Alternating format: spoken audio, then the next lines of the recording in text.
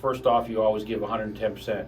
And you set yourself a goal, and then you work on that goal. And if you don't reach it, that's okay. You just continue to work on it.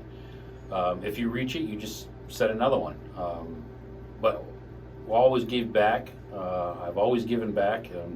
I was raised, both my parents taught me, and my other two brothers, that you definitely want to make sure you give back, not to just to your own family, but to other families as well.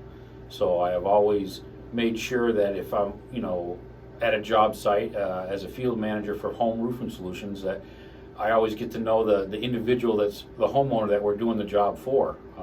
Lots of times past experiences come up, and they could be very similar, and sometimes people deal with them differently. And I've found that talking with individuals there, it kind of gives them that comfort of, you got individuals here working here on their roof and spending the time, and whether it be 1 day or 2 days, they don't know who's doing it, but then they get to know you, and they're like, this is the best thing that could have worked out for us.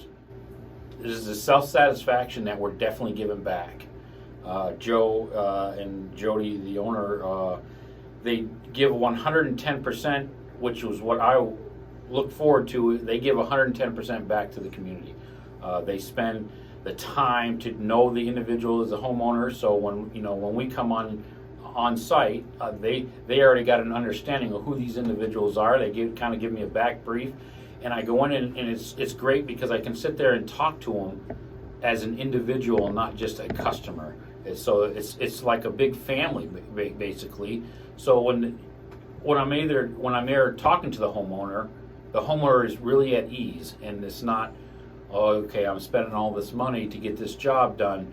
And then I explain to them what the process is going to be, how we're going to come in. We're going to tear off and rebuild, and if there's anything that we fix, if we have to fix, we'll fix it right there on the spot. There's no questions asked. Lots of times homeowners, they don't realize once you tear into a roof, because you don't see the roof underneath. You only see the ceiling. When you get up onto the roof and you see the outside of the roof, which is the shingles or be metal, you don't see the inside, what's underneath the shingles. And lots of times the roof is just not there. It's rotted or whatever from years of degradation, and you're thinking, well, this is not going to be good, and you reassure the homeowner that we're not going to leave here until we know this is done and is done correctly, so you're not going to ever have to worry about it again.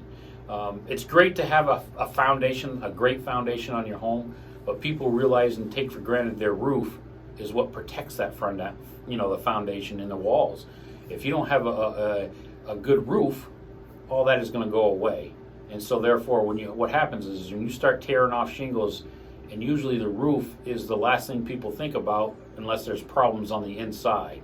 If it's problems on the inside, it's going to be a lot more than just your roof. You're going to have issues in the walls itself. Right. So people take the roof part of it for granted.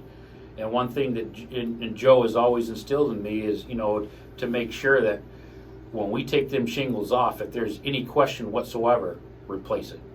We don't do anything, shoddy that, okay, maybe 5 or 6 years going to have to replace it. No, we want it done right this time, right now. We don't want that homeowner to have to worry about it in 5 or 6 years.